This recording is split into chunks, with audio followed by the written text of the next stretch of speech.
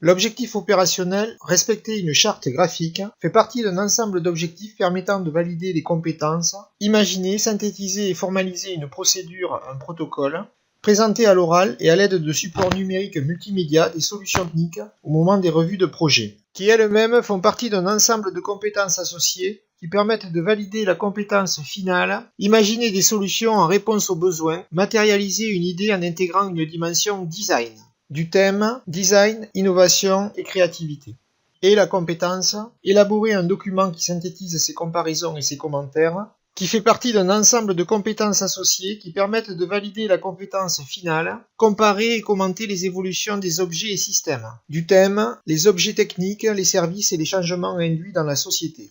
La connaissance nécessaire à la bonne maîtrise de cet objectif opérationnel est charte graphique.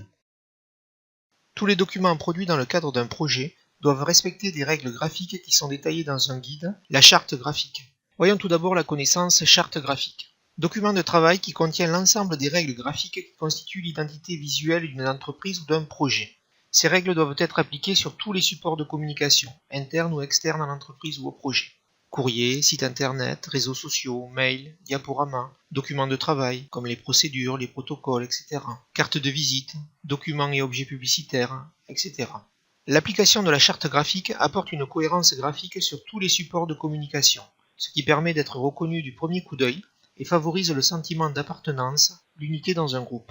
Elle est centrée sur le logo ou logotype et peut imposer les différentes déclinaisons du logo, les couleurs, la mise en page, marge, position ou autre, la typographie, la police de caractères, les tailles de caractères, etc.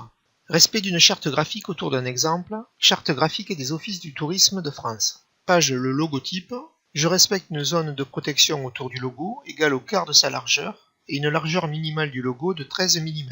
Page déclinaison couleur du logo, je peux utiliser le logo en version monochrome.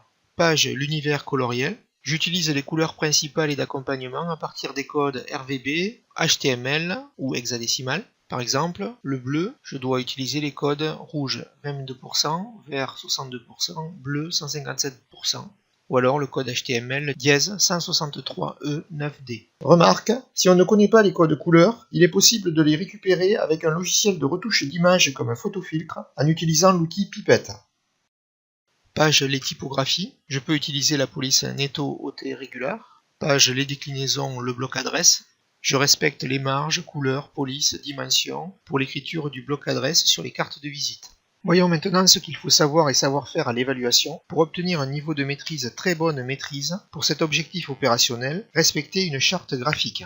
En cinquième, vous devez savoir sélectionner dans une liste la définition de charte graphique et sélectionner également dans une liste les éléments pouvant entrer dans une charte graphique.